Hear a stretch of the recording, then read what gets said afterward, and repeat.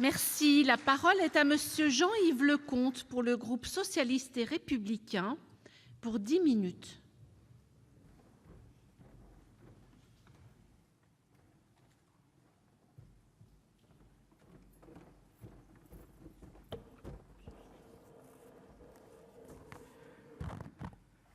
Madame la présidente, madame la ministre, mes chers collègues, ce sujet est probablement un des sujets les plus qui heurte ou qui interroge le plus notre responsabilité politique, notre conception de l'action politique sur un sujet, l'asile, les migrations qui sont aussi vieilles que l'humanité. J'oserais même en sont une partie constitutive. Or, aujourd'hui, que constate-t-on sur la situation politique en Europe et en France, mais même au-delà?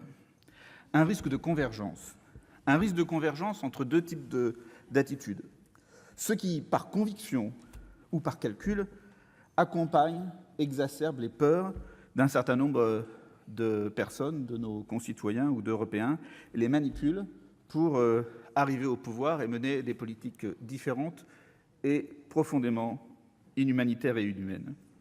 Et deuxièmement, une convergence avec une autre attitude qui consiste à percevoir les peurs qui s'expriment chez nos concitoyens et à tenter d'y répondre, quitte à remettre à plus tard les vraies solutions qui permettraient de trouver des réponses de long terme. Et cette convergence entre ces deux attitudes politiques est aujourd'hui un danger majeur. Tout au long de ce débat, j'ai rarement entendu ce qui pourtant sont des points fixes dès lors qu'on parle de migration et de mobilité. C'est que, de tout temps, cela a favorisé l'activité économique, la connaissance et les échanges. Et que dans la situation actuelle de la planète, il ne serait pas inutile de poursuivre cette démarche-là. Bien entendu, ça ne veut pas dire qu'il faut faire tout et n'importe quoi et sans ordre, mais considérer qu'à la base, c'est un élément négatif, ou avoir des attitudes qui permettent de faire croire aux gens que c'est intrinsèquement l'immigration quelque chose de négatif et quelque chose de mauvais, alors nous engendrons une spirale qui nous emmènera à la perte. Deuxième point majeur, on ne peut pas, si on veut répondre aux inquiétudes sur la peur, et en particulier sur la peur du dumping social, il faut qu'il y ait un droit du travail robuste pour tous et tous, à égalité, qui garantisse à chacun d'avoir un droit identique et aucun dumping social. Et à partir de là, vous répondez aux inquiétudes de ceux qui pensent que d'autres peuvent leur prendre leur travail. Aujourd'hui, alors que l'Europe est loin d'être la première destination des migrations actuelles, elle est prisonnière de ses peurs et complètement handicapée par celle-ci. Elle est affaiblie. Et face à ses voisins et à ses partenaires, elle apparaît comme étant prête à renoncer aux principes qu'elle prétend être fondateurs pour pouvoir se défendre contre une pseudo-invasion. Ce n'est pas une attitude raisonnable. Entendre dans cet hémicycle et ailleurs un certain nombre de responsables, entre guillemets, prétendre qu'il faudrait faire de la politique des laissez-passer consulaires l'alpha et l'oméga de notre politique et de nos relations bilatérales avec un certain nombre de nos partenaires est irresponsable. C'est irresponsable parce qu'on ne peut pas ne pas parler de sécurité avec un certain nombre de nos voisins. On ne peut pas vouloir résoudre à long terme les migrations sans parler de développement. Et on ne peut pas lutter à long terme contre l'immigration sans accepter un certain nombre d'échanges intellectuels, familiaux et commerciaux qui permettront de diminuer ces différences de potentiel qui, aujourd'hui, posent un maximum de problèmes. C'est finalement, si on empêche les mouvements légaux, qu'il y aura plus de mouvements illégaux. Par conséquent, il faut organiser la légalité, mais une légalité réaliste. Et c'est exactement tout le contraire que on nous propose aujourd'hui, en particulier lorsqu'on propose de lier les laissez-passer consulaires, la capacité des pays à délivrer des laissez-passer consulaires et les délivrances de visas. Si on veut lutter dans certains pays contre les départs d'une jeunesse vers l'Europe, il faut casser les mythes. Casser les mythes, ça veut dire que celui qui part de Guinée vers la France, il ne va pas systématiquement raconter le film de sa réussite en France alors qu'elle est inexacte. Et pour cela, il faut qu'il y ait des gens qui se rendent compte que ce n'est pas vrai. Et pas de continuer à construire des mythes et des mythes encore plus forts et des murs encore plus forts qui feront que chacun racontera des films à ceux qui sont restés sur place et ils auront encore plus envie de venir en Europe. Ce n'est pas comme ça que le problème se résoudra. Alors, y a-t-il une opposition entre l'Assemblée nationale et le Sénat? Eh bien non. Il y a effectivement des décalages, mais il n'y a pas d'opposition.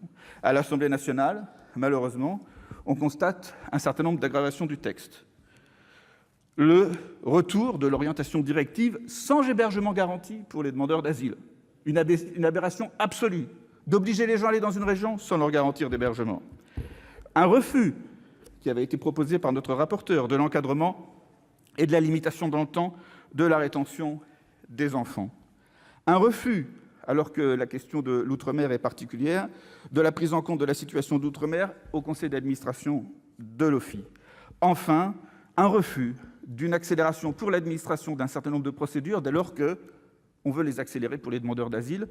Je prends par là le refus de l'Assemblée nationale d'encadrer les délais de délivrance des cartes de séjour après décision favorable, alors qu'à de multiples reprises, les demandeurs d'asile auront fait face à des accélérations des délais auxquels ils devront répondre. Face à cela, le Sénat a, et c'est heureux là pour le coup, l'Assemblée nationale l'a supprimé, voulu baisser l'attractivité pour les étudiants étrangers de notre pays. Heureusement, l'Assemblée nationale est revenue dessus, mais finalement, c'est une petite chose, parce que les convergences, elles sont nombreuses. Pas de prise en compte réelle et sérieuse du principe de fraternité qui a été rappelé par le Conseil constitutionnel. Pas de compétences, l'acceptation de la compétence liée de l'OFPRA pour les remises en cause de statut en cas de menace. Pas que nous soyons contre cette possibilité de remise en cause, mais nous sommes contre la compétence liée. Pas de l'acceptation d'une notification par tout moyen. La lutte contre les reconnaissances frauduleuses de paternité, alors comme ça, de paternité, on n'aurait rien contre, sauf que ça veut dire qu'on met en place un système qui empêchera à des vrais pères de pouvoir reconnaître leurs enfants. Et ça me semble beaucoup plus grave. Enfin, le refus d'un recours non suspensif à la CNDA qui avait été mis en place en 2015 par la loi Cazeneuve. Il est vrai qu'avant, nous avions été obligés à ça parce qu'il y avait eu un certain nombre de condamnations de la Cour de justice de l'Union européenne. Le retour à un recours non suspensif avec la création d'usines à gaz est partagé par le Sénat et l'Assemblée nationale. Et de la même manière, à l'Assemblée nationale et au Sénat, le principe d'une rétention passant de 45 à 90 jours a été acté, alors qu'on sait que c'est dans les 20 premiers jours qu'on arrive à éloigner les personnes en situation irrégulière, et que, deuxièmement, quand on regarde les chiffres en Europe, ce n'est pas le tout rétention qui permet de mieux éloigner, c'est les solutions alternatives, et je vous invite à regarder le nombre de personnes éloignées en Allemagne par rapport au nombre de places en centre de rétention, pour voir que ce n'est pas cette politique de tout rétention qui permet d'éloigner rapidement. Alors, pour finir, d'abord, le scandale de Mayotte. Le scandale de Mayotte. On remet en cause les principes du droit à la nationalité qui s'appliquent à tous sur le territoire de la République en ouvrant 3 boîtes de Pandore. Le principe d'égalité. On fait croire que c'est le droit du sol qui s'applique en France, alors que ce n'est pas vrai. Il est plus compliqué que ça, notre droit de la nationalité. Et en faisant croire ça, qu'est-ce qui se passe? D'abord, on dit « Ah bah ça ne va plus être le cas à Mayotte, mais ça sera le cas ailleurs ». Deuxièmement, et là je vous le dis en tant que sénateur représentant les Français établis hors de France, qu'il y a beaucoup de demandes de dossiers de nationalité venant en particulier d'Algérie. Vous allez créer pour 50 ans, pour 100 ans, des droits à des demandes de certificat de nationalité pour des gens qui seront nés à Mayotte, qui seront ingérables. Ingérables.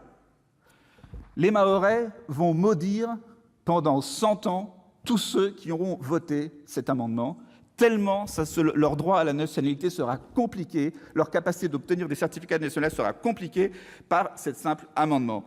Enfin, par rapport à la situation de Mayotte en droit international, il me semble que finalement, c'est un peu comme si on s'insérait dans les résolutions de l'ONU qui rappelaient la souveraineté des Comores sur Mayotte.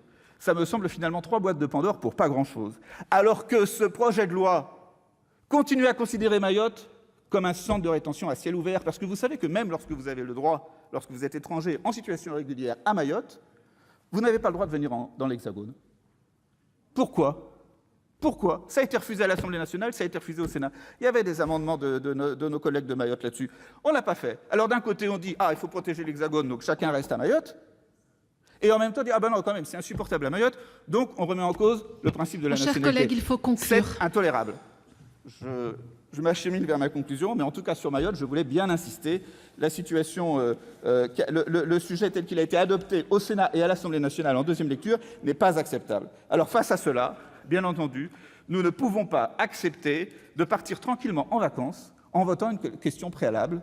Et c'est la raison pour laquelle nous considérons, et que les amendements que le groupe socialiste a déposés, nous considérons qu'il faut continuer le combat parce qu'il y a beaucoup de choses à empêcher et sur lesquelles il faut mettre les points sur les i avant de terminer de parler de ce sujet.